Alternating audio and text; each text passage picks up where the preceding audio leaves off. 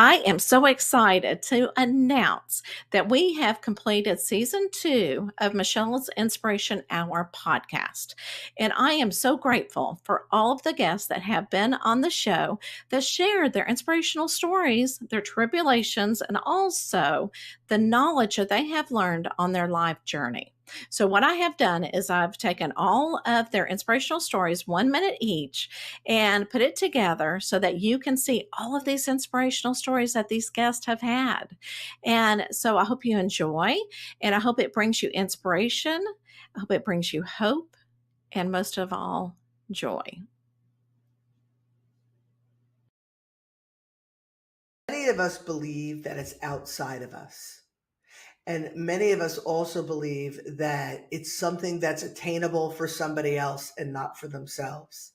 And if I could pass any pearl of wisdom on today, it would be that we all have the power within us. It doesn't always feel that way because life could really throw some shitty experiences at us. But when we understand that the good, the bad, the ugly, it's all in our best interest. It's either to learn or to grow or expand or to enjoy, right? So the good things we enjoy, yay, and the bad things we want to kind of stuff away and sometimes even wallow or dwell in it. And if we can understand that we have the power to change anything that's unpleasant for us, as long as we understand our value, then there's really, truly nothing that you can't overcome or accomplish. Follow your dreams. That's the key thing in this world. We're so funneled into working for this person, working for that person, feeling we have to go a certain way. Perhaps our parents have an expectation on us. And even though we're the age we are now, somehow that expectation is hard to shift. It's hard to shift that we're, we're meant to. Society tells us we're meant to achieve, accomplish, we must succeed. What does all that mean? Well, you know what that means? That means following somebody else's dream for you. It's nothing to do with you. If you look around any cemetery, there are many people who are now dead and gone, but their ideas and their think rules that they laid out somehow still exist around us, and we need to let all of that go. Way all the way up the ladder, and I made a lot of money, and it was worse than being broke. So I just prayed to God, and I was like, can you please help me? Can you please help me get through this, because I'm afraid I'm going to die if I stay here. And he just whispered in my ear, I just leave, and I want you to write, and I'll take care of everything for you. And so I wrote 3 books in 9 months. And with that, people are like, I want more, I want more. And, I am continuing to write, but I decided to do the stream pollination program because what I learned and what I love to do at all of my jobs was seeing potential in people and looking at them and be like, I know you're better than this job, or you're just in the wrong place. You should be over here, not over here. And interesting to me. We're all so unique, right? Like sometimes I think about the Mona Lisa. If the Mona Lisa ever went up for sale, how many millions and millions and millions? I mean, I don't even know how much money it would go for. And it's because it's a one of a kind masterpiece. And so are you. There is nobody who has ever been exactly like you. There's nobody who ever will be exactly like you. Nobody has walked in your shoes. You are a one of a kind masterpiece created by the master to be exactly who you are. And so love doesn't compare. Love just loves people for who they are, and love yourself for who you are. Because love doesn't, there's no judgment, no condemnation, no anything else with love. Love just allows yourself to be who you believe you're created to be, and allow everybody else to be who they believe that they are created to be. Fought for decades to find out who I was, what I was good at. I have been an actress, an author, an inspirational speaker, a video producer, a legal assistant, an executive recruiter, and a psychic, because I knew that I was meant for something important, not famous, but important. And that is where my sentence of passion got developed.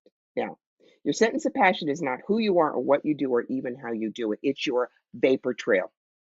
When you go skidding into heaven on bald tires and fumes in the tank, and God hands you a beer and says, "So tell me," you go, "This! Look what I did! Isn't it cool?" And my sentence of passion is cross the bridge from fear to fearlessness and fly. When I can take somebody from point A to point B when they thought they couldn't make it, whack them on their shoulder, say, "Here are your wings. You don't need a flight plan now. Get." I'm living my bliss, but I had to live it myself first. Stay present, and and I don't mean this disrespectful, but shut up. Like, keep your mouth closed and perk your ears and start listening to where people, not just their words, but where are they coming from? Because often, I think even specifically nowadays, Michelle, we have so many people that come from different mindsets, and everyone thinks that they are right. And we're all right in our own unique ways. But if we're all only pounding on, no, but you got to listen to me because I am right, that's not how we're going to form unity. That's not how we're going to really, get out of the whatever misery we're in. We need to lock arms, and that starts with having an open mind and having an open ear and having a little bit less chatter. I can say this now in 2023. I can 100% show up as my authentic self and not be insecure about any part of my background or my sexuality or where I come, my accent from being from Staten Island, like all the things that we tell ourselves that are, like who we think we are versus in my passion. And like, I gotta be honest, if you're picking up on that out of the gate, like that's my purpose right there is to put that word into the alchemy of what's being created. I want to inspire people to create. I'm passionate about that, but I want to inspire them with passion. And that passion is going to help them get through the challenges. It's going to help them see past the red flags. It's going to help them get to self-confidence, get to the self-success that they're looking for and enjoy it and I say that because 25 years ago when I got into this industry, I was at MTV.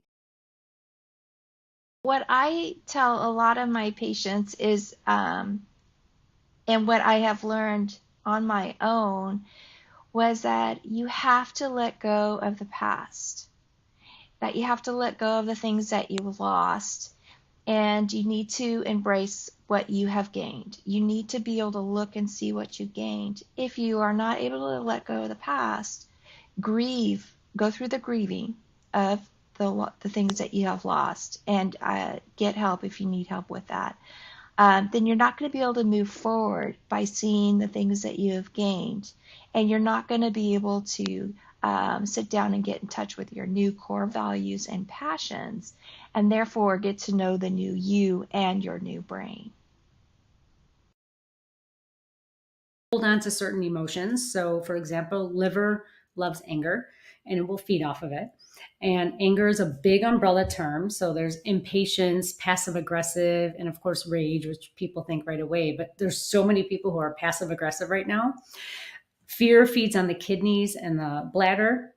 And so different emotions attached to different organs. So I love knowing what kind of physical symptoms you have, because I can go and say, oh, you know what? I bet you're dealing with this right now. And so then that's how a lot of my client sessions start, is like, okay, I see this and, I have knee pain. Okay, well, you're stubborn. Or whatever. So we start to dig into like, why is everything this way for you? Let's see what the patterns were. And so with the heart, though, it loves to hold on to all the emotions. And this is where ego comes in. I was a highly sensitive, very emotional child. And the thing was, I was always reacting instead of responding. I was constantly like flinching to the world around me. And so from a very, very early age, I was being told that I was too sensitive, that I was overreacting, that I was taking things too personally, that I was worrying about things too much, and that I just needed to kind of suck it up and get over it. But the problem with that is that, um, you can't necessarily just suck it up and get over it when part of the issue is that you're picking up a lot of the things that are going on in the world around you that other people aren't necessarily owning. So way of doing things. I call it finding grace through grief, and it has 5 keys or steps to it. It's the G, the grounding for the G, and I'll explain this better in a minute. The redesign for the R, the learning to live in abundance for the A, and the choosing care over chaos and confusion. Oh, clarity. Excuse me, I left one out. Choosing care and clarity over chaos and confusion. And then the E for being essentially equipped. And those do have things with it. Like when those life storms come and things knock on your door in life and you're figuring out what I'm going to do to get through this door. Am I going to open it? Am I going to close it? How am I going to walk through it? Whatever. You need that strong foundation. Now, for you and me, it happens to be our faith, no doubt. And it always will be. But for others, like you said, who may not be, they may have some type of other. The idea is that we do over time form belief systems about ourselves and about the people around us or the world around us that ultimately limit us in many ways. Some people can identify that as like being like self-sabotage. So someone might know what that feels like or what that looks like. But the reality is that so many of us do walk around with these belief systems or these patterns where we do self-sabotage, and that will eventually lead to the burnout because you're not going to be necessarily prioritizing yourself. You will be doing things that are going to go against who you truly are, pulling you away from that authentic self. And when we start to do all of those things, then we're ultimately living life for someone else rather than living for ourselves. She told me I had blocks, and I'm like, well, how do I get rid of the blocks? She's like, well, you have to meditate. And I'm like, okay, I don't know how to do that. What do I do? She's just like, just sit somewhere quiet and don't think about anything. And I'm like, okay. So I shut myself in my closet, sat on the floor, and of course thought about, tried not to think about anything. And of course I was and so then I remember seeing this movie, this Tina Turner movie, and the gal who was playing Tina Turner, like she started to meditate Tina Turner in the movie. And so when she did it, she said, "Om." And so I'm like, let me try that. So I'm like, okay, let me do it. And I just sat there and said Om, and I could feel this vibration happening in my ear. And all of a sudden, it just like everything floated away and there was nothing. And I heard, let go of the things that weigh you down. What people are trying to do, they're trying to hold on to the old, whereas the new is trying to come in. And there'll be many, many more changes over it. It doesn't, as you very well know, Michelle, nothing happens overnight. The world's been in such I call it an artificial created matrix, because that's what it is. Because how can we be our authentic selves? Oh my God, it's like a nightmare. Because we've been so conditioned, and it's really about trying to find our way through this earthly jungle by returning to a love for ourselves. And I think that's the key. It's loving ourselves, because when we love ourselves, we heal up and we return to the wholesome nature of who we are. And when we love ourselves, we learn to love other people, and we accept them and embrace them as they are. The labels that we've slapped upon our minds, they dissipate. When you're giving money away, to give, you have to open your hands, energetically speaking. When your hands are open, they're also open to receive. The fastest, the most empowering way to do that is through also honoring your mental faculty of intuition. You just put your hand on your heart, the second one, your solar plexus, or back on your hand, you close your eyes and you say, okay, who am I to give to today? You just pause. The name will come into your mind immediately. And then you ask, in what way can I give or serve? And you can start developing the capacity to pour abundantly into the life of others so that you can receive abundantly. However, your spirit team is giving you the nudge, just know that whatever information is coming up for you. It's meant for you. It's not for your parents. It's not for your siblings. It's not for friends. So when we go to other people and say, do you think I should do this? We have to remember that that's not their calling. That's not their purpose. Your calling and your purpose is assigned to you. And when we go outside of it, we can miss it.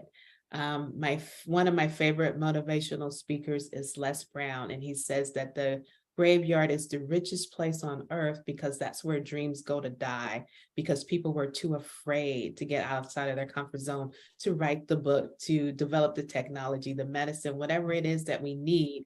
We're not able to experience it because people are too afraid to move forward. So however spirit is nudging you, just move in that direction because it's ready to manifest. Said, you didn't know this, but when I first came to see you, the bank was about to foreclose on our home. We hadn't paid our mortgage in months. And my husband and I were fighting in front of our kids every day like cats and dogs. They were afraid we were going to break up. I was afraid we were going to break up and lose my precious family. You literally helped us save our family. And I hugged her. And here's what happened. In that moment, I realized that I am not in business to quote unquote make money. I'm in business to quote unquote save lives. For me, spirituality is really about having that mind, body, and spirit in alignment. I like to think of my body as this orchestra where every different part of me has a different instrument. And, you know, if some are sharp and some are flat and some are just playing random notes, and I'm not going to have this amazing orchestral harmonic resonance that people are drawn to or want to listen to. It's just going to be noise. And that's what I do with my body. That is what I do with my mind and my spirit. All of those parts, all of those inner children, those inner teens, those younger parts of me are all one of those instruments. And I want to make sure every one of those is in tune. Everyone is playing when they need to. Everyone, you know, quiet when you need to, because the silence in music is as important as the noise. And that's the way I think about my mind, body, and spirit. Now, with that orchestra, if I got rid of a couple of the instruments, it would not be the same. And I think that's what we're trying. Any non-beneficial energy can invade our body. It can be in our energy centers, which are our chakras. It can be in our heart. It can be in an organ. It can be anywhere in our body, down to the minutia of a cell. Okay. And there's a lot of empty space in our body between molecules where non-beneficial and dark energy can reside. It can also be around us. It can be in our room. It can be in our auric field. Okay. So there's nothing special about dark energy. It's just dark, right? And I like to think about clearing energy and clearing dark energy, that it's just like flicking it off your shoulder. It's no different to me than a non-beneficial energy that's not dark. And so it doesn't get me wound up. It sometimes makes me go, ooh, that's really dark. But we have to control our worlds. And the beauty of life is when we let go and trust in a higher power. I'm not saying a religious God or something. Trust in yourself, trust in something, but trust in that all things are always working out, and that you are the creator and the author, the producer of your life. And when you start to really realize that power, then you can choose anything you want. And to me, I truly believe that's fulfillment, because you choose and you experience it. And to me, that's just deeper meanings in that compared to just XYZ or whatever. So trust the process, trust life, trust that everything that's coming to you is always there for your greatest good. It's there to help level you up. You just got, even if it's uncomfortable, because it's usually not the easiest feelings. But when you can sit with it and process it, it is a game changer for your life.